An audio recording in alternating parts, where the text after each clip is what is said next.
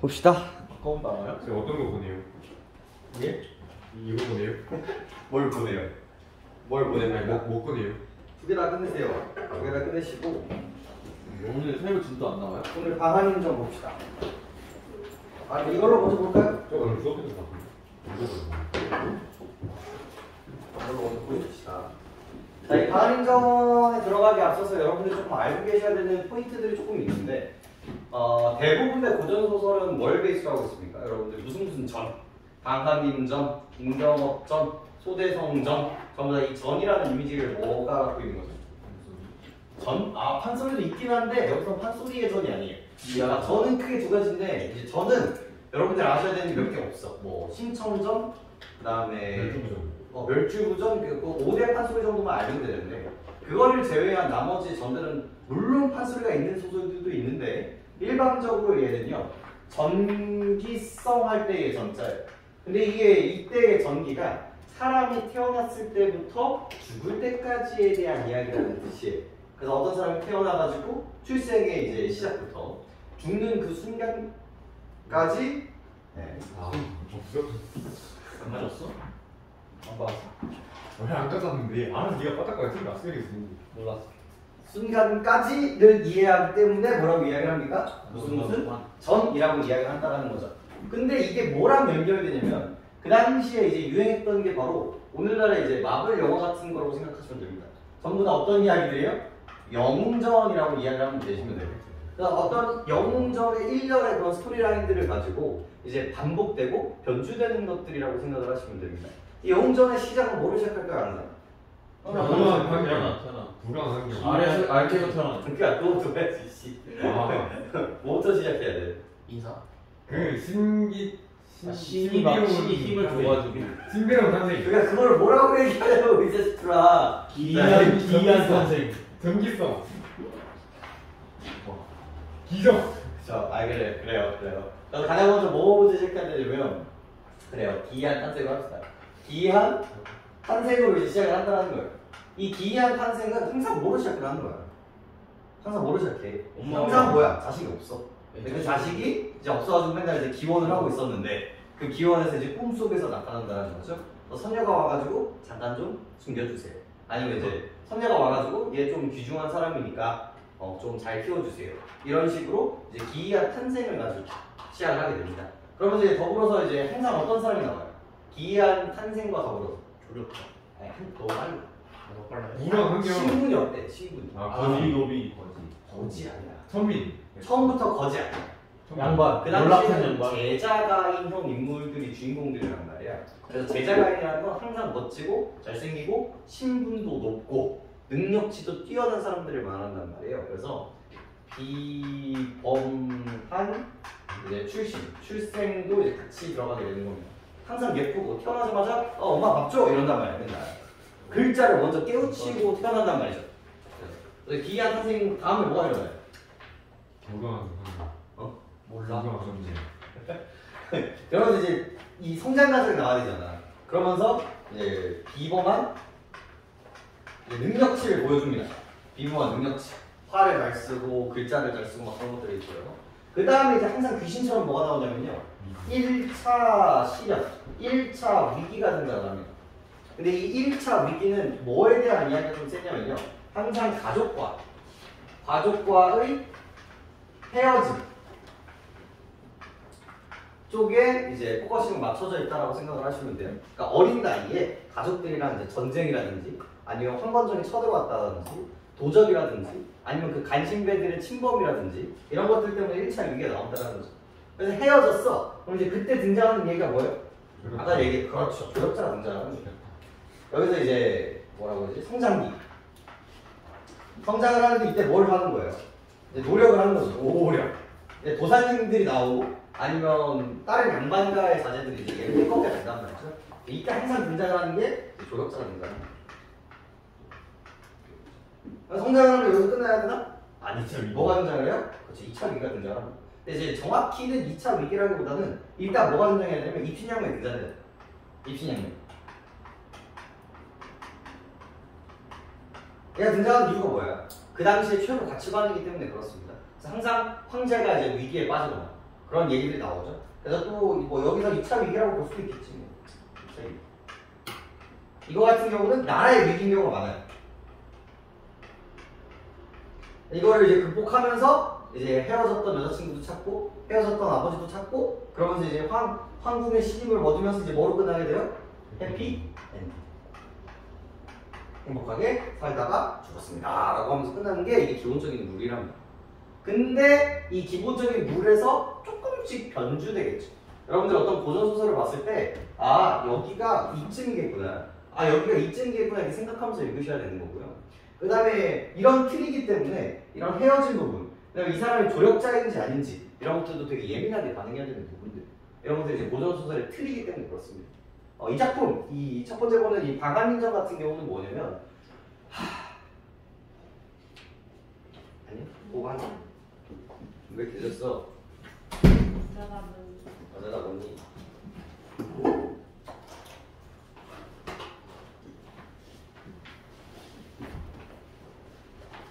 네, 그래서 이 방한인전 같은 경우는 되게 특이한 게 뭐냐면요, 주인공이 뭐예요? 주인공이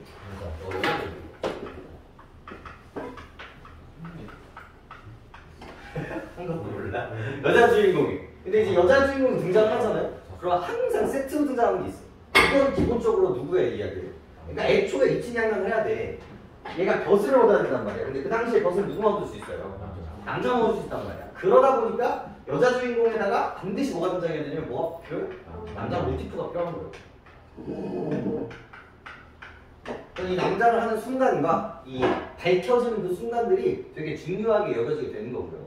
그리고 이 작품 같은 경우 여기에 하나가 더 들어가야 되는 게 뭐냐면 아주 놀랍게도 그 당시 최초의 이제 퀴어 소설물이라고 생각하시면 됩니다. 이제 게이물이에요. 이 무지개색 작품이라고 생각을 하시면 됩니다. 이 작품은 이제 여자임에도 불구하고 원래는 여자잖아요. 그럼 나중에 결혼하면서 밝혀져요. 이 남자 모티프가 깨지는 순간이 남자 주인공과 결혼하면서 깨지거든요. 근데 이 작품은 그때 깨지지 않습니다. 그러니까 다른 작품들은요, 여자 주인공을 가지고 있는 소설은 중간에 알려져. 중간에. 그러면서 이제 다시 여자로 돌아와가지고 이제 엔딩을 맞이하게 되는데, 이 작품 같은 경우는 엔딩에 여자인 걸 밝혀져요. 그걸 가능하게 했던 이유가 뭐냐면, 이 여자의 아내, 여자 주인공의 아내가 되게 이제 신진 사고방식을 가지고 있었던 사람이기 때문에 그렇습니다. 이 사람은 남자와 결혼하고 싶었지 않았어요. 남자와 결혼하고 싶지 않아가지고 오히려 여자라는 거를 알고 오히려 좋아.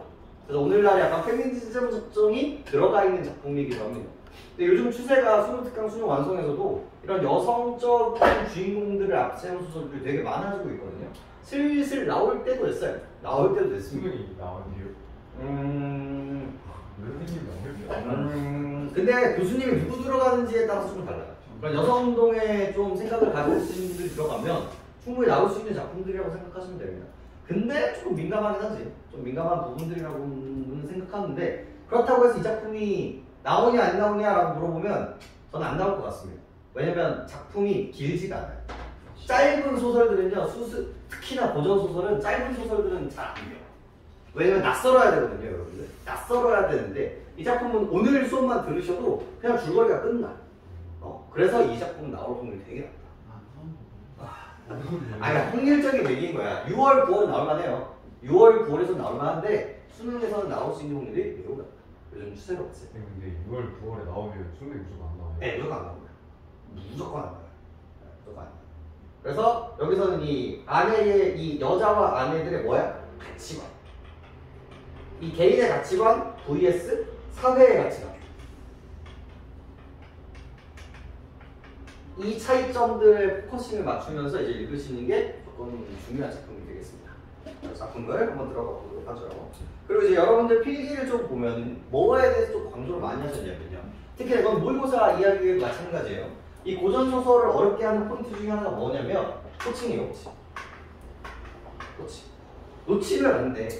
얘네들이 어떤 사람이 있을 때 얘가 나이에 따라서, 그리고 부르는 사람에 따라서, 그리고 벼슬에 따라서, 그죠? 호적에 따라서 얘를 부르는 이름이 달리 바뀐단 말이에요. 그래서 얘네들을 끝까지 놓고 가시면 안 됩니다. 그리고 자주 나오는 벼슬 명정도는 뭐 해줘야 돼? 외워주셔야 돼요. 이 사람이 똑같은 사람이구나 라는 것들을 조금 생각하실 필요가 있습니다. 오케이? 거기까지 조금 보시면서 한번 읽어보도록 하죠. 자, 방한임절입니다. 하루는 승상이 홀로, 이건 중간이죠. 줄거리부터 좀 볼까요? 어딜 보시면 되냐면요. 페이지를 볼까? 6페이지 볼까요? 이거 6페이지. 평가 문제지 6페이지. 평가 문제지 6페이지 봅시다. 아주 자세하게 전체 줄거리가 이제 적혀 있습니다. 자, 대명 시절. 그러니까 이 전체 줄거리 여기가 진짜 전부예요. 대명 시절 북경 유화촌에 사는 방관주는 여걸의 기상을 타고났습니다. 그의 부모는 딸의 소원대로 남자의 옷을 입혀 기르며 친척들에게도 아들이라고 속입니다. 그래서 누가 등장해요? 주인공이? 방관주라는 사람이 등장합니다. 근데 방관주가 여기 포인트가 뭐야? 남장군 투표가 중요하다고 했었죠. 근데 다른 소설에서는요, 얘가 여잔데 너무 능력이 뛰어난 거예요. 그리고 항상 나오는 씬이 있어요. 지나가는 보사님이 만나가지고 여자를 보고 안타깝네. 진짜 좋은 애인데 한 8살쯤에 애가 헤어져. 한 8살쯤에 좀 화를 입어. 그걸 들은 이제 엄마 아빠가 뭐야? 여자로 키우면 큰일 나겠다. 그래서 남장을 시켜요. 혹은 한 8살쯤에 가족들이랑 헤어져. 근데 여자 몸으로 살기 쉬워 어렵단 말이야. 그래서 그때 도망치면서 남장을 해요. 그러니까 그런 식으로 하게 되는데, 타이에 의해서 하게 되는데, 여기서의 포인트는 얘가 뭐에 의해서 했다는 거예요? 자의적 남장이라는 게 되게 중요해요. 이게 자의적 남장이라는 게 있을 수가 있어요. 그리고 이제 부모는 항상 이제 좋은 포지션에 있죠. 소원대로 남자의 옷을 입혀서 친척들에게도 아들이라고 속입니다. 방소주는 8세에 되는 애, 항상 희한하게 7, 8살. 이때 이제 헤어져요. 부모를 잃고 와가 됩니다. 그래서 이제 부모님도 안 계시고. 그럼 이제 누가 등장해야 돼? 이제 봐봐. 1차 위기가 나왔단 말이야. 그럼 이제 누가 등장해야 돼? 조력자가 등장을 해야 되는 거야. 그는 자신이 비록 여자나 처신을 남자로 하였으니 시속의 여자의 가부 섬기를 도리를 하지 않기로 결심하고 과거에 응시하여 문무양과의 장원으로 급제하여 한림학사가 되게 됩니다. 근데 여기서 물론 여러 가지 이야기가 있겠지만 여기서 이제 드러나지 않죠. 근데 얘는 애초에 그냥 좀 잘났어. 그러니까 이런 것들도 중요한 거예요. 글을 읽을 때 조력자가 없네? 이거는 이 능력치가 훨씬 더 뛰어나구나. 이런 식으로 이제 받아주시면 되는 거고, 실제로 이제 홍길동전 같은 경우 있잖아요. 홍길동전에서 한 번 모의고사가 뭐가 나왔냐면 얘는 스스로 조력자 없이 컸다. 이게 이제 결국은 정답이 되는 포인트들이었거든요. 왜 다른 소설들은 조력자가 다 있는데 이 소설만 없어. 그러면 이제 의미가 있게 굴러가게 된다는 거예요. 이런 거. 그래서 얘가 뭐야? 항상 이 방관주에서 제자가 있는 인물이잖아. 무조건 1등 한단 말이에요. 벼슬 모의고사가 아니라 뭐죠? 수능이 아니라 뭐죠 이거? 과거를 봤을 때 과거를 보면 1등을 한단 말이에요. 과거 1등을 하면 주는 벼슬 이름이 뭐예요? 학사. 한림학사예요. 한림학사라는 벼슬을 줘요. 이때 항상 따오는 게 뭐예요? 이 방씨가 방으로 와가지고 방한림이 되는 거죠. 그 다음부터는 뭐라고 부른다? 방한림이라고 부르게 됩니다. 벼슬명까지 좀 챙겨주시고. 그러자 경부상서 영의정이 해빈 소절을 두고 방한림에게 청원하니 방한림은 쾌락하고 성례합니다. 쾌락? 왜 이거를 쾌락이라고 하지? 이건 판본에 따라 좀 다를 수 있을 것 같은데. 그러니까 왜 이게 쾌락 아니었거든요. 얘 되게 고민 많이 해. 전체적인 줄거리를 보시면 이게 여기서 누가 되냐? 병부상서 영의정이 등장하죠. 이 병부상서가 물론 판본에 다를 수 있지. 제가 읽은 줄거리에서는 제가 읽은 원본에서는 엄청나게 고민을 하거든요. 애초에 얘가 지금 약간 그런 거예요. 얘가 지금 국가고시 1등을 한 거야. 그럼 딱 국가고시 1등을 하는 순간 뭐가 오게? 여러분들 변호사 시험 딱 붙고 의사 시험 딱 붙잖아. 그럼 가장 먼저 여러분들 전화번호 전화기에서 누가 오게? 메가스터디오? 물론 메가스터디오 올 수 있겠지. 여기 결혼정보업체에서 연락이 오죠. 결혼정보업체에서 가장 먼저 연락이 옵니다. 아주 놀랍게 판사가 딱 되잖아요. 그러면 우리 집은 판사가 필요하다 라고 하면서 연락이 딱 와. 여기도 마찬가지인 거야. 얘가 뭐야? 그 나라의 그 몇 년생 1등인 거야. 1등 신라감을 돼버리는 거야. 근데 내 몸은 뭐야? 여자란 말이야. 그래서 어디세요? 저는 관심 없어요 라고 계속 얘기를 했었는데 이때 이 병부상서 영의정이 어떻게 보면 이 한림학사의 보스의 상사야. 직속 상사. 근데 보니까 아무리 봐도 괜찮아. 내가 잘생기고 일도 잘하고 인성이 됐어. 누가 봐. 그래서 얘가 누구를 이제 되게 되는 겁니까? 얘의 딸내미. 얘의 딸내미 누구야? 이름이 뭐야? 혜민. 해빙 소절을 이제 갖다 대는 겁니다. 이제 평범에서 어떻게 나오냐면 이 사람이 위에 그 남자 형제가 8명이고요. 여자 형제가 8명 있는 거예요.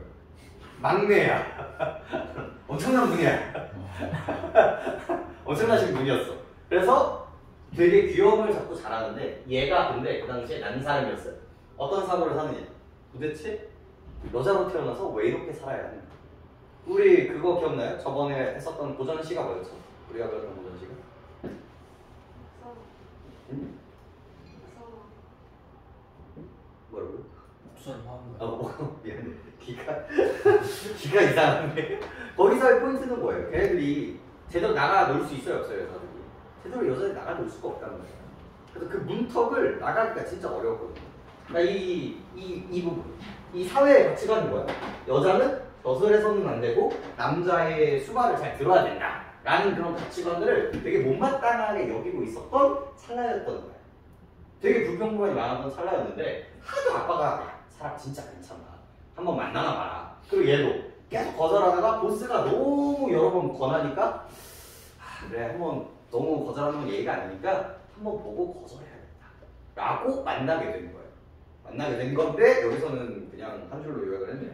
그래서 성례를 합니다. 그 성례를 하는데 만났어. 그래서 결혼을 했어. 결혼해서 이제 첫날 밤에 이제 어떻게 해야 돼? 여기를 까야 되잖아. 까야 되는데 얘가 이제 고백을 하는 거야. 봐봐. 이때 얘의 임지가 변해. 얘가 언제 얘가 여자라는 걸 알았는가 라는 시점은 언제가 중요합니다. 그래서 이 첫날 밤 때 얘가 여자라는 거 까고 얘도 여자라는 거를 이제 까게 되는 거예요. 얘가 처음에 엄청 고민을 해요.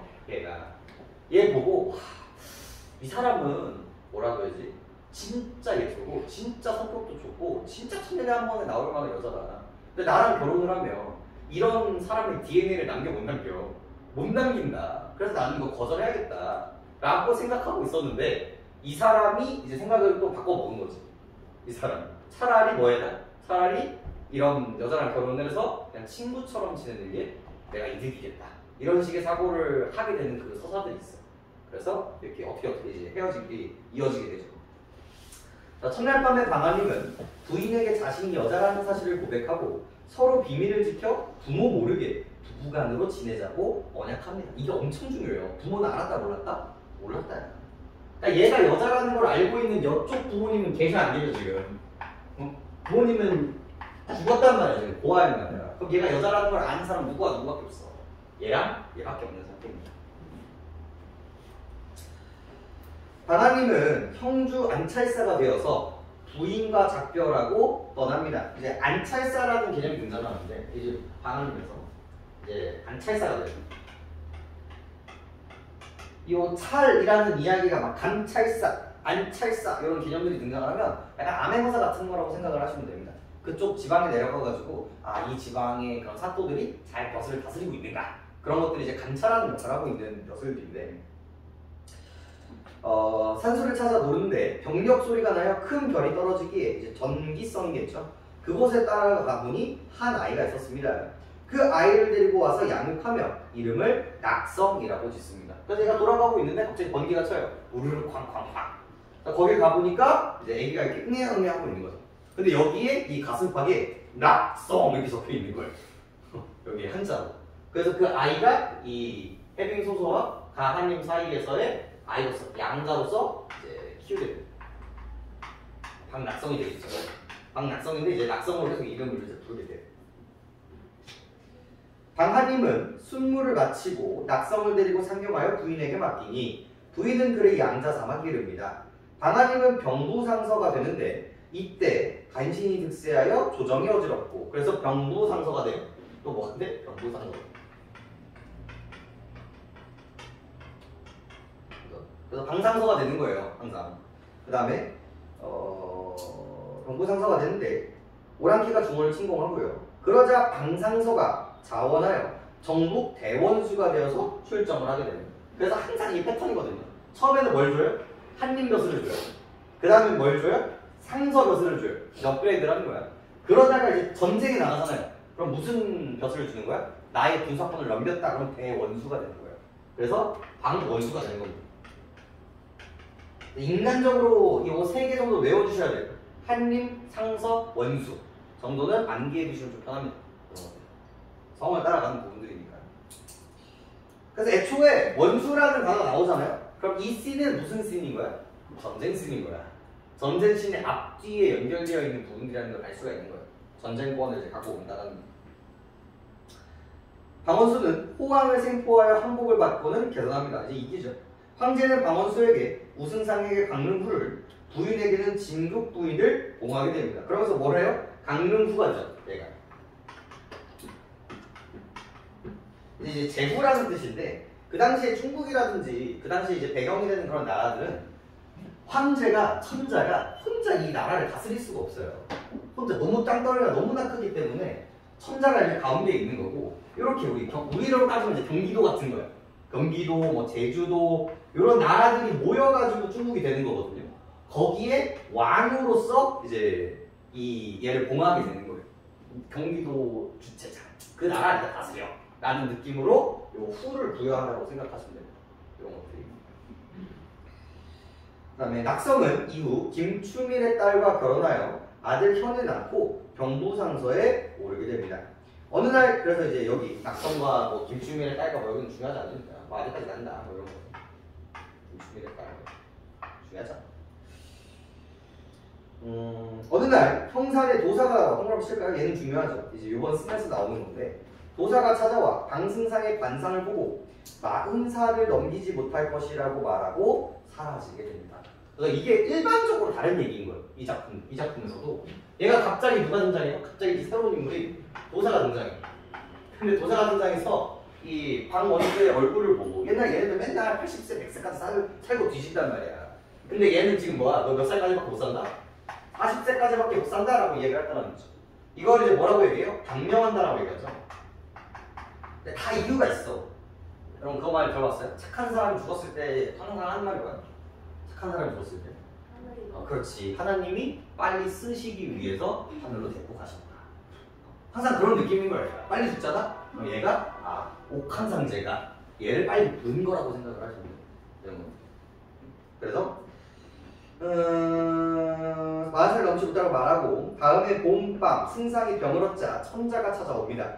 방승상은 천자에게 자신이 여자임을 밝히고 죽고 부인 역시 뒤이어 죽습니다. 훗날 여기 생각보다 중요한데 방관주와 영해빙은 낙성의 꿈에 찾아와 자신들이 천상계의 문곡성과 산하성으로 금슬이 너무 좋아 이를 태만한 죄로 인간계에 내려온 사정을 밝히게 됩니다. 그러니까 이것도 되게 특이한 케이스라고 생각할 수 있어요. 이게 나중에 꿈에서 등장해서 자기가 왜 내려왔는지에 대한 이야기들을 이제 얘한테 얘기를 하고 있다는 거죠. 얘가 낙성이한테. 그래서 이 낙성이는 어떤 도구예요? 얘네들이 왜 그렇게 됐는지를 후일담을 풀어주는 역할을 했었다라고 생각을 하시면 돼요.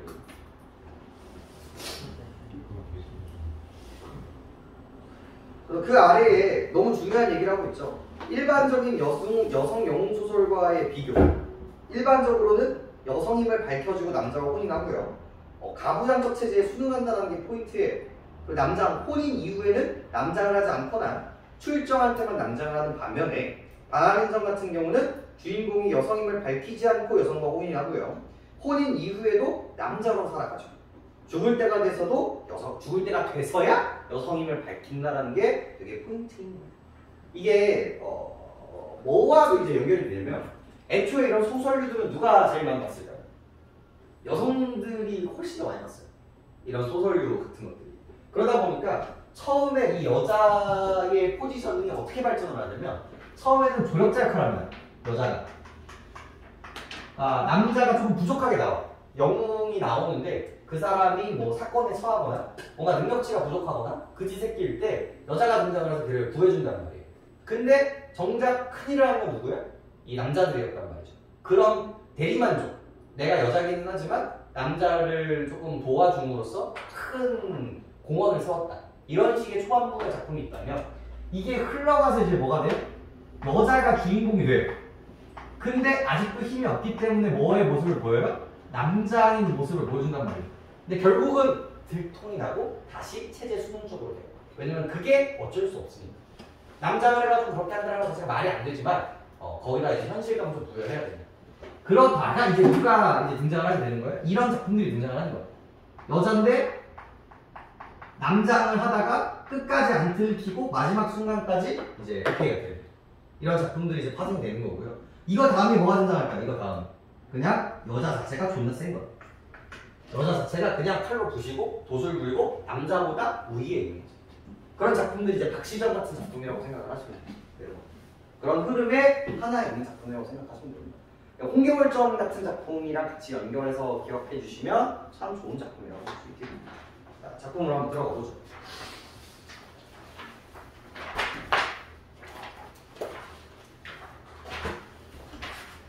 작품으로 한번 들어가 보겠습니다. 자, 하루는 지금 오늘 하는 것 같은데 재밌고 잘하는 알겠어요. 뭐 이렇게 힘이 없어. 시작할 때 어떻게 보면 동등교류를 느끼는 거 이제 됐어요? 일이 심한 거였어. 심한 아니? 그 임상희 강원이 모의고사 프로 아니니? 수련 아, 저 너무 절망적이에요. 이렇게 어려워요? 그거 어려워. 미래가 친구 같아요. 어려워. 진짜 저 책장 하다가 메탈 나가가지고 정말 때려치고 진짜 많았어요. 임상희 어려워서 준 건데. 아니, 심지어 시간에 초과했거든요. 초과했는데도 오지게 틀려가지고. 이거 강남 대성애들만 보는 시험지니까 당연히 어렵지. 그래서 근데 그 정도의 난이도가 수능 왔다 갔다 하는 난이도라고 생각하시면 돼요. 그런 거는 1컷이 어떻게 돼요? 근데 거기는 강남성을 보기 때문에 생각보다 높아. 잘하는 애들만 보기 때문에. 한 그거 그때그때 좀 다른데 그래도 한 90 왔다 갔다 한 80 후반? 사람이에요. 먹어야 돼. 자 봅시다. 하루는 승상이 홀로 외번에 조용히 앉아있는데 호령 갈건을 쓰고 합창의를 입은 사람이 대나무 지팡이를 짚고 승상 앞에 나타났습니다. 그러니까 애초에 승상이라는 나오는 순간 얘는 뭐겠어? 우리 주인공이 될 확률이 되게 높은 거고 그 다음에 갑자기 뭐가 등장해요? 한 사람이라고 등장을 합니다. 사람이 등장을 하고요. 근데 이때 사람이 그냥 등장시키는 게 아니라 항상 하는 게 있죠. 그냥 사람이 왔다가 아니라 고전소설 혹은 현대소설에 맨날 등장하는 그냥 뭐가 나와 지금? 뭐야? 얘를 쓰고 뭐를 입고 지팡이를 들고 이런 것들을 뭐라고 부릅니까? 외상묘사. 그렇죠. 외양묘사. 묘사를 통해서 이 사람의 등장을 설명하고 있다. 바로 이제 체크를 해주셔야 되겠고요.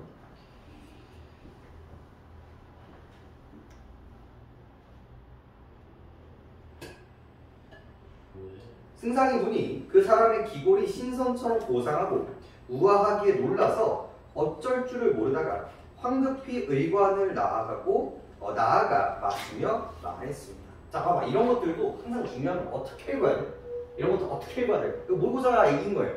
수능 얘기인데 여기서 선생님은 뭘 생각하면서 읽을까? 그냥 만났다 이게 아니라 인과에 대해서 이야기를 해야 돼. 이 사람이 약속이 돼 있었어 안 돼 있었어?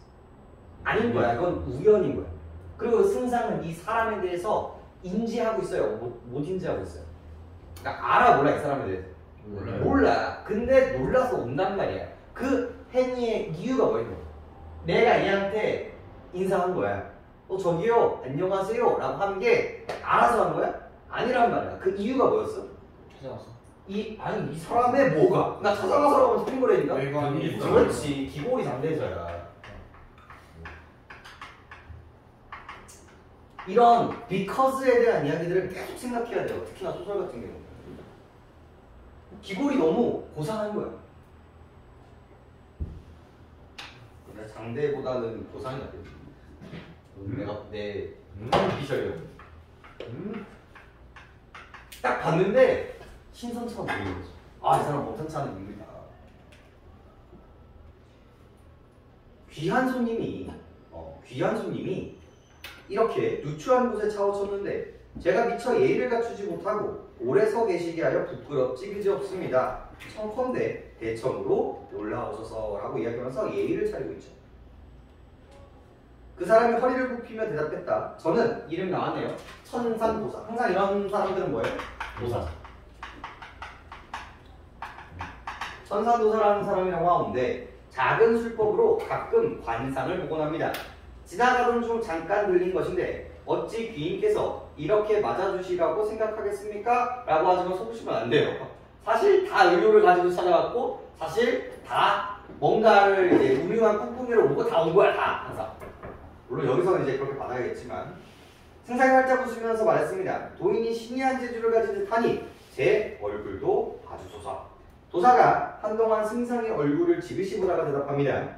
항상 이 사람이 하는 말이 중요해요. 이 사람이 하는 말. 그러니까 이게 공간도 되게 중요한데 일반적으로 이런 것들은 꿈에서 만나는 경우도 많고요. 현실에서 만난다 하더라도 얘 지 말 다 하고 어떻게 되게? 톡 껴. 그것도 바람과 함께 사라진단 말이야 맨날.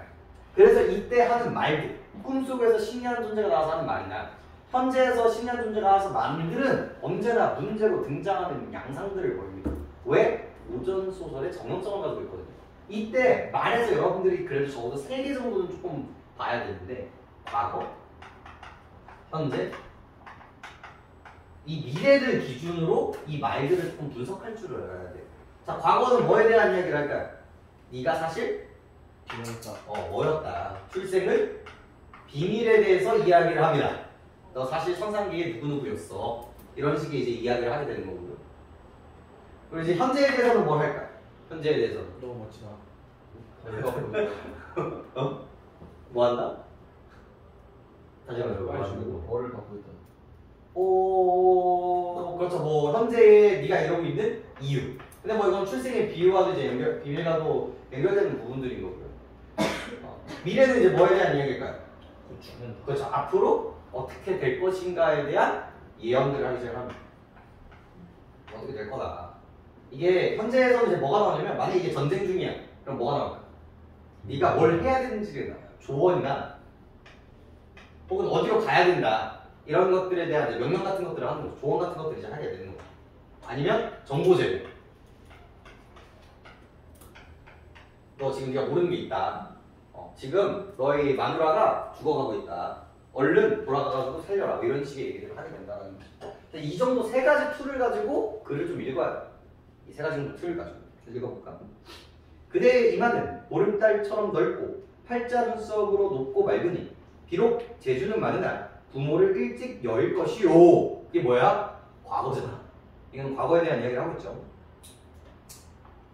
코가 살찌고 뒷밥은 희미한 복사꽃 같으니 출장 입상하여 만인지상이 될 것이요. 이것도 어떻게 보면 현재까지의 이야기인 거죠. 두 눈이 가늘고 길며 흐르는 눈빛이 물결 같으니 재기가 넘치고 지극히 귀하게 될 것입니다. 현재죠. 인물이 단사 찍은 듯 얇으니 말줄거는 소자하게 뛰어날 것이고. 그리고 이제 단사 동그라미 볼 거야. 단사. 얘는 알아야 되는 단어입니다. 이 작품에서는. 왜냐면 이 단사라는 게 여인의 입술이에요. 화장품입니다. 립스틱이라고 생각하시면 됩니다. 그래서 여인이라는 걸 이제 보여주고 있는 부분들이고요. 치아는 백옥처럼 희니 짐짓 나라를 위태롭게 할 만한 아름다운 얼굴입니다. 여러분 이거 알고 있어요? 이게 옛날에 여인, 아름다운 여인 중에 포인트 중에 하나가 이가 하얀 거였고요. 그다음 방금 되게 관용적인 표현을 쓰고 있잖아요. 뭐야? 경, 국, 지. 나라를 망하게 할 만한 아름다움. 이 표현들을 일반적으로 남자한테 쓰는 게 아니라 여자한테 쓰는 얘기들인 거죠. 여자의 이미지들을 또 덮어주고 있다는 거예요. 그러나 너무 아름답기에 도리어 부부의 즐거움이 없을 것이요.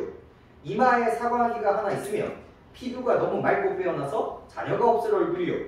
골격이 아름다고 풍치가 있으며 지저분하고 어지러운 속세에 태가 전혀 없으니 수명은 40을 넘기지 못할 것이니 반드시 오래지하다 천궁에서 옥제와 다시 만나게 될 것입니다. 라고 하면서 뭘 해주고 있어요? 예언을 해주고 있다는 거죠. 그래서 과거, 여태까지 어떻게 살아왔는지, 현재, 지금 어떤 상태인 건지, 그리고 이제 너 어떻게 될 거야? 라고 하는 부분들이 다 등장을 하고 있는 거죠. 가볼까요? 제가 본 승상의 관상을 사실대로 알았으니 당돌한 점이 있었다면 용서하소서. 말을 마친 도사는 한 줄기 맑은 바람이 되어 사라져버렸습니다. 패턴이죠. 다만 그가 앉았던 자리에는 꽃부채 하나가 놓여 있었습니다. 승상을 집어보니 도사의 글이었죠. 음양을 바꾸어 임금과 세상을 속였으니 그에 대한 벌이 없지 아니오다. 천국에 있을 때 방자하게 호색하여 이승의 부부의 즐거움을 끄는 것이니 스스로 그 죄를 아는가? 이것도 너무 중요하거든요. 왜냐면 이 작품도 벌써 뭐야? 이 고전소설의 특징 중에 하나인 이분법적 생각이 또 나와요. 또 나와 맨날. 그래서 천상계와 하강계에 대한 이야기가 있어요. 이거 나오는 순간 얘가 이 천상계에서 왜 하강계로 나왔는가에 대한 이유도 되게 문제로 많이 출제가 되는 포인트 중에 하나입니다. 그 이유가 뭐예요? 너무 사랑을 많이 나눠서.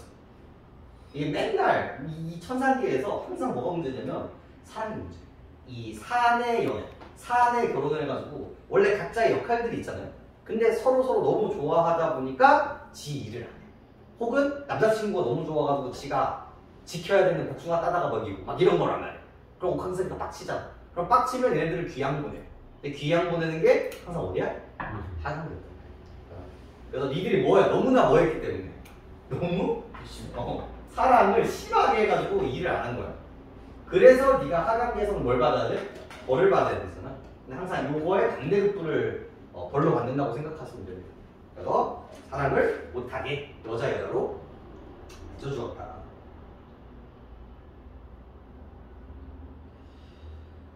물이 그릇에 차면 넘치고 영화가 지극하면 슬픔이 오는 것은 세상의 이치다. 이제 옥제께서 옛 신화를 보고자 하시니 원컨대 내년 3월 초나흘 공을 다시 만나기를 기약하노라 라고 이야기를 하면서 예언까지 완벽하게 마무리가 되죠. 너 언제 죽어서 옥황경제 보러 갈 거야. 이렇게 끝이 나게 됩니다. 이후 승상의 병세가 더욱 위중해지니 상서 내외는 망극하. 이 상서가 누구겠어? 아까 나왔었던 거야. 아들내미. 번개와 함께 나왔었던 아들내미겠죠. 천지신명께 부친이 더 오래 살달라고 빌었습니다. 천자께서도 어이를 보내어 승상의 병에 돌보게 하고 약탕을 친히 달려보낸 듯 걱정을 많이 하였으나 승상의 병은 조금도 차도가 없다라는 소식을 듣고 더욱 슬프고 안타깝게 여기셨죠. 끊어봅시다. 일반적으로 여성 소설 같은 경우는 여기서 들통이 나요. 어이를 보내면 뭐를 잡아? 이렇게 맥을 잡는단 말이야. 근데 맥이 남자 맥과 여자 맥이 다른데요. 그래서 항상 여기서 들통이 나는데 이 소설 같은 경우는 들통이 나지 않죠. 그래서 그런 문제가 나오는 거예요. 그래서 이제 문제를 풀어보시면 그런 문제가 나온다는 걸 알 수가 있어요. 그 다음에 그러다가 승상을 다시 보지 못할까 염려하여 친히 승상의 집에 이르시니 승상이 병약한 몸을 움직여 조복을 몸 위에 걸치고 어가를 맞이했습니다. 천자가 보시기에 승상의 용모가 수척해지고 호흡이 가빠 며칠도 지켜가지 못했듯 했죠. 천자가 놀라서 용안이 참혹해지면서 구슬픈 눈물을 흘렸습니다. 승상은 손을 잡고도 슬픈 나머지 차마 말씀을 이루지 못하니 승상의 상서의 부축을 받고 일어나 임금께 감사의 인사를 올렸습니다. 또한 자기의 본색이 죽은 뒤에 알려진다면 그것을 임금을 속이는 일일 뿐만 아니라 신하의 도리가 아니라고 생각해. 여기는 밑줄이 쳐져 있어야 되거든요. 왜일까? because이기 때문에 그래요. 항상 얘가 여기에서 봐봐. 내가 고전소설 할 때 진짜 강조하는 것 중에 하나가 정보의 일지성입니다. 이거는 매년 나와요. 정말 매년. 얘가 이 편지를 보냈는지 안 보냈는지, 이 공간에 왔는지 안 했는지, 얘가 여자인지 아닌지를 아는지 모르는지 이런 것들은 거의 100% 출제된다고 생각하시면 되는데 그 포인트가 바로 뭐였어? 바로 이 마지막 결말 부분이었단 말이에요. 그래서 천자는 여태까지 알아서 몰랐어. 여태까지 몰랐던 거예요.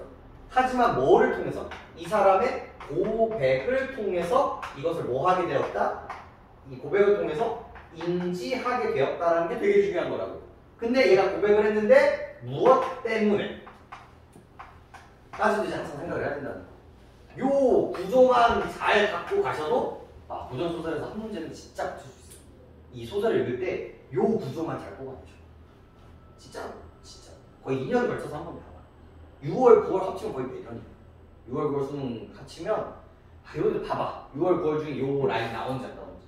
어떤 사람이 1이라는 놈이 그것에 인지 변화가 있어. 근데 그 인지 변화가 되는 이유와 그 이유의 이유, 이 구조를 뽑아낼 수 있는 거 없는가.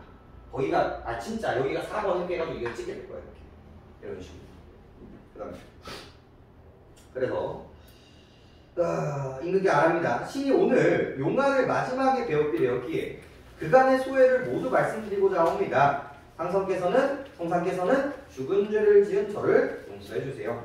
천자께 묻었습니다. 경에게 무슨 소회가 있는가? 승상은 귀 밑으로 구슬 같은 눈물을 비오듯이 흘리며 오열하며 말했습니다. 신은 본래 여자입니다. 밝혔네요. 일찍 부모가 돌아가시고 어린 생각에 가문이 망할까 염려하고 있었는데 신이 12살 되던 해에 폐하께서 널리 임재를 구한다는 소식을 듣고 구경하러 나갔다가 폐하의 성은이 입사와 오늘에 이르게 되었습니다. 여기 묶어야 돼요. 여러분들 읽을 때도 이렇게 쭉 묶으셔야 됩니다. 뭐가 나와야 돼? 뭐가 나와야 돼? 고전소설의 특징 중에 하나인 요약적 제시 딱 잡아주셔야 됩니다. 이런 부분들. 그래서 외양묘사 이거, 그 다음에 요약적 제시 요거는 거의 뭐 단골 손님들이기 때문에 가능할 줄 아셔야 돼요.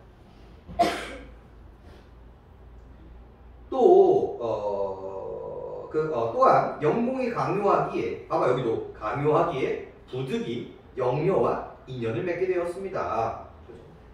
영녀는 처음부터 신의 본색을 알고도 성품이 괴이하여 발설하지 않았습니다.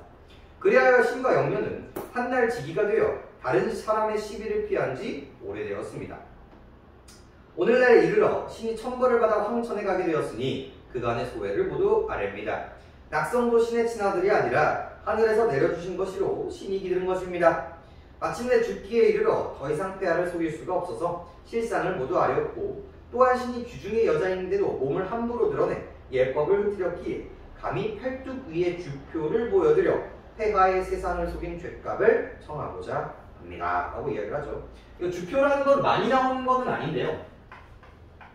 이게 조금 뭐 속된 말로 하면 천여성 같은 거라고 생각을 하시면 됩니다. 이제 여기에 이제 붉은 이제 막 문신 같은 건데 예전 사람들은 이제 남자와 잠자리를 들면 이런 것들이 이제 없어진다라고 생각하는 미신 같은 것들이 있었어요. 이런 것들 이제 보여드리면서 내가 여자라 라는 것들을 이제 보여주는 부분이라고 생각하시면 돼요. 그래서 승상의 말을 마치고 널고 그랬죠. 그래서 어람하기를 기다렸다.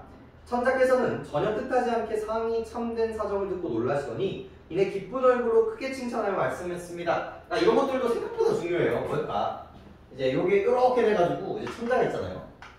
제발 부탁이야. 이제 버릇을 들여. 기뻐했다. 이런 감정선들이 나오는 것들은 동그라미 치세요. 일반적으로 뭐 이런 소설들은 원래 그냥 당연해.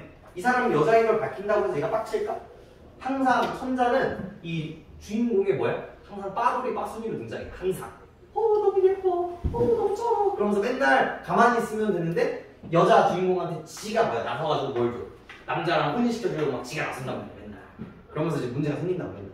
하지만 항상 얘를 좋아하기 때문에 이제 그래도 괜찮아. 이런 식으로 이제 이해가 된다라는 거죠. 경은 어질면서 그래서 참 기특하다. 어질면서 기이하다. 규중 여인의 지혜가 어찌 이가 트리우. 규중의 연약한 몸이 이토록 지혜와 용기가 뛰어나고 굳세어 적진을 다할 때마다 신출귀몰하며 싸움마다 이길 줄을 누가 알았겠는가? 집은 경의 신체와 용모에 부족함이 없다고 생각했지만 오직 키가 다른 신하에 비해 작고 수염이 없는 것을 이상하게 여기기는 했도다. 근데 알았다 몰랐다? 몰랐다. 그러면서도 당연히 깨닫지 못해 경의 인륜을 온전하게 지켜주지 못했으니 오히려 내가 어리석은 탓이다. 100번 뉘우치고 천달파 애달파자라도 누구를 원망하리요? 경은 안심하고 하루빨리 자리에서 일어나길 바란다. 짐은 마땅히 저버리지 아니하리라. 주표를 보지 않았어도 경의 절개를 모르겠는가? 하고 더욱 기이하게 여기며 천자가 제3승상을 위로했죠. 그 다음에 그럼에도 불구하고 뭐 할 거다? 죽을 거야. 죽을 거야. 그리고 죽고 나서 이제 뭐예요? 부인도 따라주고 그래서 이제 슬퍼서 얘가 이렇게 여기 어딨어? 여기 아들. 어디 갔어? 여기 아들이 이제 슬퍼하고 있는데 뾰로롱 하면서 꿈에서 이제 이 남자와 이 사람이 등장한단 말이야. 등장해서 우리가 이러이러해서 이러이러하게 되었다 라고 하는 부분들이 이 뒤쪽 씬으로 이제 등장하게 된다는 거죠. 자, 프레드 페이지 어디를 좀 보시냐면요. 정리 좀 해볼까요? 페이지 여기 페이지 읽고 있었죠? 읽고 있었고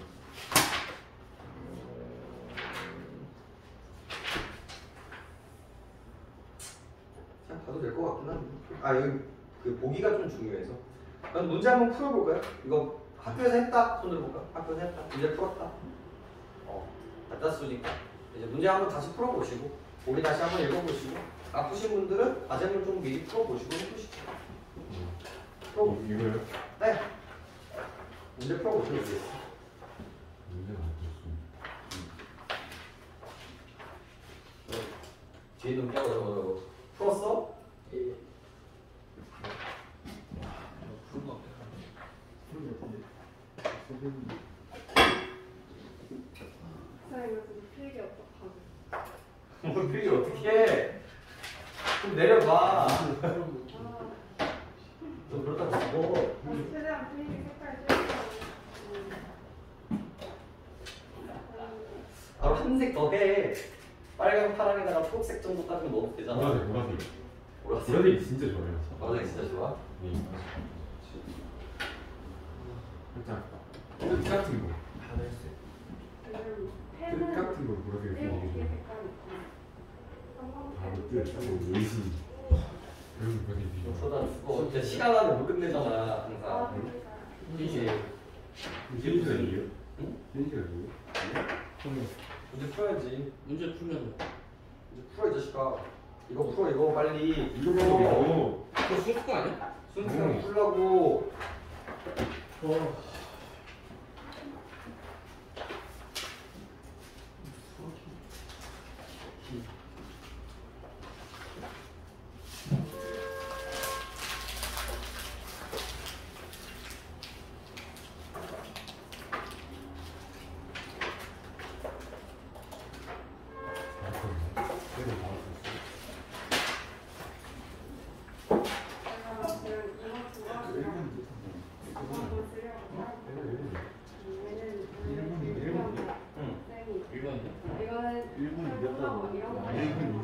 맞고 봤어. 그래. 근데 뭘 스트라이크 여기가 있어.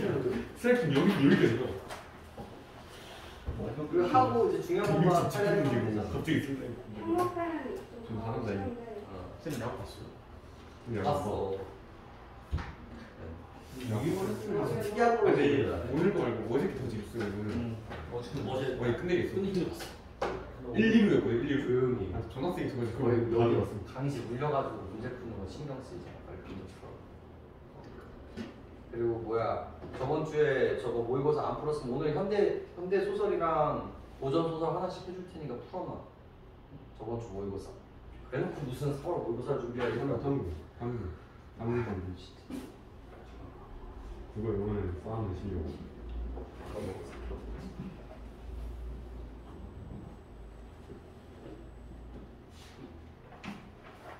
네.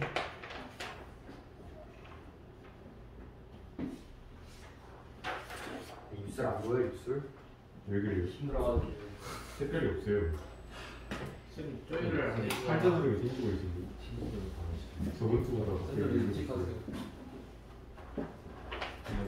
진짜 호영이가 쌤 못생겼다. 이거 아니에요? 이거 아니냐고. 몰라.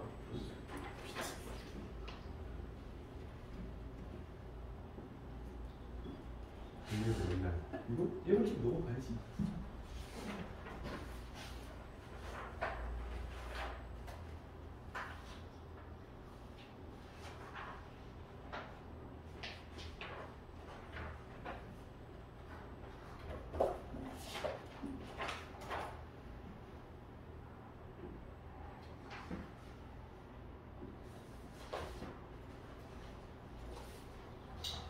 그리고 여러분들 문제 풀이식에 앞서서 봐봐.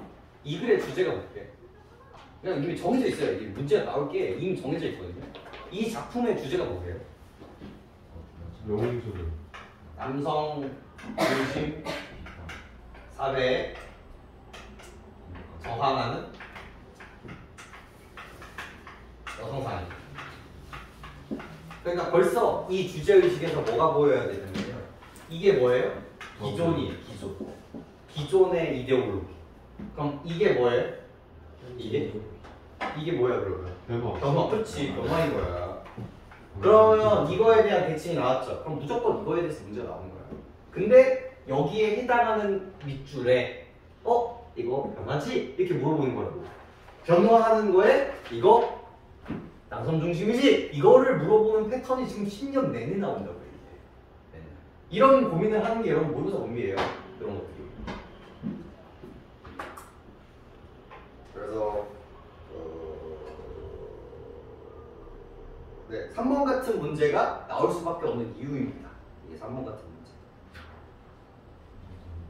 여기 저거 순수한 문제 3번. 저거 3번. 순수한 문제. 이런 거 진짜? 남자 어디다 보고? 2번 1번. 이건 하나색 뭐예요? 아? 이게 이건 아니야? 네, 거요. 이건 아니야? 이건 아니야? 왜? 이건 아닌데? 나 전혀 안 봤지. 이건 아니잖아. 이번 일본. 이건 이번 일본인데. 거예요. 우리 동생이 그렇게 사실 이거 사실 시간도 필요하냐? 잡았어? 인국수가 2번에 약간 좀 애매하죠. 애매하지 않아요? 인국수가 사실 이거 그게 그 여자 병아님이랑 걔 우리가 성별이 처음 끼는 거 아니잖아. 어쨌든 한 명만 바뀌었잖아. 근데 귀가 끼게 된 건 아니잖아. 아 그런가? 아니야 이거는 이건이야? 몰라. 근데 너무 이상해서 뭔가 이거는 있잖아. 1번이야. 그치 봐. 인간과 세상을 생각했습니다. 이거 좀 너무 가야지. 어떤 세계에서 생각이 내가 찍다. 너가 신용 시험이 있어. 일찍 너무 일찍 너무 비문학 찍는 거 몇 번을 찍어요? 3번을 찍어요? 3번. 아니 비문학 어려운 거면은 뭐야? 긴거 뭐야? 1, 그러니까 1번 아니면 4번을 찍어야 돼. 아닌 거 나타내고서 제일 긴 거 하는 거 아니야? 여기는 그랬어요. 실력이 됐는데. 여기는 그랬어요. 아 그런 거 가르쳐 주세요? 네. 확실히 꼭 꼼수에 좀 꼼수의 왕이 진짜. 자기는 일단 번호 다 해가지고 할 수 있는 거. 저는 뭐 꼼수를 가르쳐드리면 이런 거 진짜 많이 나오는 게 이런 거예요. 이렇게 대칭어가 많은 문장. 꼼수 아니잖아요. 좀 어려운. 아니지. 문제 5번이랑 4번이 있어. 근데 여기에는 상승이라는 단어가 있잖아. 그럼 난 4번 찍어. 왜냐면 이게 반대가 될 거거든. 그러니까 대칭어가 있는 문장을 찍으면 확률이 올라가요. 이게 그다음에 뭐뭐로 인해 이런 것들은 인해 이런 것들이 좀 있거든요. 그러니까 결국 이게 무슨 얘기냐면 내가 맨날 얘기하는 이거 두 개야. 문제를 내는 메커니즘 이거 두 개밖에 없거든요. 실질적으로 이 두 개. 근데 이거랑 이거가 합쳐 있는 문제가 있어요. 보고 있으면. 나는 이거. 그럼 걔가 답일 확률이 되게 높아요. 사실상. 원래 얘인데 얘로 얘기를 해야 되고 얘가 얘한테 영향을 받아야 되는데 얘 틀렸어. 그런 경우들이 되게 많거든요. 여러분 문제를 많이 푸시다 보면 틀릴 수 있는 확률이 높은 지시어들이 있어요. 그러니까 그런 것들을 이제 찍는 것도 요령인데 그거는 나중 공부야. 그런 거는 나중 공부. 보기 중에 좀 길고 단어가 좀 있으면 지식을 찍을 사람이 있으니까. 9번 피지컬이 그게 맞아. 얘네들이 도대체 그런 피지컬을 올리기 위해서 하는 짓거리가 뭔데? 그러니까 다시 피지컬이 연상이 안 된 거예요. 단어를 외우니 글을 많이 뭐 보니 작품 수를 늘리니. 오은 텍스트. 네? 처음에 뭐라고요? 처음에 읽으면 되겠다. 태율이 어딨죠? 보기에 김원기 형님이요? 태율이 이를 업신여기던 차에 내가 태율이 우리를 농간하고자 상제께 아를 이걸 누구겠어? 단신이에요. 그렇지. 우리의 사이를 정보를 알려주게 하려는. 사이를 알려주게 하는 그 누군가의 그런 나쁜 놈이겠죠. 지금 신비생 받아요? 이거 받겠지 왜? 앞에 건 영상 주겠지. 신규생을 받으면 쌤한테 수익이 올라가요? 그럼 올라가지고 안 올라가? 얼마나 받아요? 그러니까 인당 몇명 그거 인당 받는 거지 이거는. 그건 몇 퍼센트 떼고 몇 퍼센트? 그건 알려주면 안 되지. 아 계약할 때 막 그런 거 조건이 사람마다 선생님마다 다 달라서 얘기해주면 안 돼. 쌤은 약간 높은 편이에요? 그래도 짬밥이 좀 있죠. 어. 짬밥이 있는. 근데 이제 심유 선생님 같은 타입이 제일 그 사람들은 거고. 지금 교재를 보라고 하는 거 아니에요? 그것도 그렇지. 그것도 맞지. 교재비 존나 적었던데? 야, 너는 된다 이 교집이 너는 나안 샀어. 너 사이가족이 안 사. 나도. 나머지 팔았어 그냥. 나머지 안 사는 위주로 교재가 있어. 너무 햇살. 그게 인간 이제 그 벌이 수단이 바뀌어서 그래요. 인간으로 버는 게 아니라 교재로 버는 시대가 되는 거예요. 아, 한 마리. 그냥 연기는 가서 던지려. 쌤도 불법 인강 사이트를 사는 건 대비하세요. 어쩔 수 없어. 제가 쌤의 연구원 매니저를 해드릴게요. 그거 근데 우리 원장님 잘리셔가지고 이제 못해라. 원래 할 수 있었어요? 선이 없었어. 선이 없어졌어. 원래 할 수 있었어요? 줄을 잘 쓰셨어야죠. 그러니까 예술을 잘못 썼는데. 알고. 근데 왜 잘리시는 거예요? 아이고 여러 가지 이유가 있지. 원장이 잘려. 원장이 사장 잘린 거야 사장. 원장이 될까 자 봅시다. 산으로 기기를. 다른 원장이 먹었겠지. 1번 윗글의 인물에 대한 설명으로 적절하지 않은 것은. 자, 1번 같은 문제가 나오는 이유라고요. 어이는 승상의 병을 돌보는 과정에서 승상의 본색을 알게 되었으나 발설하지 않았다. 애초에 그러니까 이게 전부 다 뭐로 굴러가야 돼? 여러분들이 인지에 조금 포커싱을 맞춰서 글을 읽었으면 이거는 얘는 안다 모른다에 대한 이슈가 없었는데 에서 굴러가야 된단 말이에요. 그래서 1번은 아니게 됩니다. 2번 같은 경우도 이제 미래에 일어나는 일들, 걔가 어떤 예언자가 등장을 했을 때 과거, 현재, 미래의 어떤 포지션들, 그러니까 과거 얘기를 안 하는 애들도 있고요, 미래 얘기를 안 하는 애들도 있어요. 그래서 그런 거에 좀 포커싱을 맞춰서 읽어주시면 되겠고요. 3번, 4번, 5번은 뭐 크게 그래서 거슬리지 않으니까요. 2번 보겠습니다.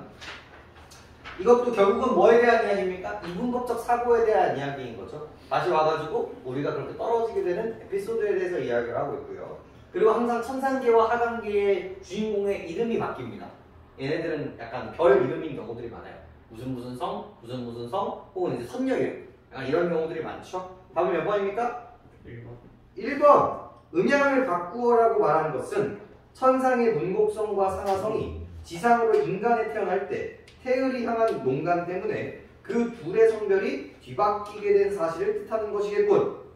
둘의 성별이 뒤바뀐 게 아니라 네, 문곡성만 바뀐 거잖아요. 그렇죠. 애초에 그리고 태을이 향한 농간 때문에가 아니라 누구 때문이야? 일을 안 해서야. 그러니까 이게 농간은 뭐예요? 고자질이죠. 근데 고자질 때문에 누가 알게 된 거예요? 누가 이제 빡친 거야? 상제가. 상제가 빡친 거지. 그래서 상제가 얘네들을 뭐 한 거야? 바꾼 거란 말이야. 근데 얘 때문이라고 했으니까 그것도 되게 거슬려야 되는 부분들인 거예요.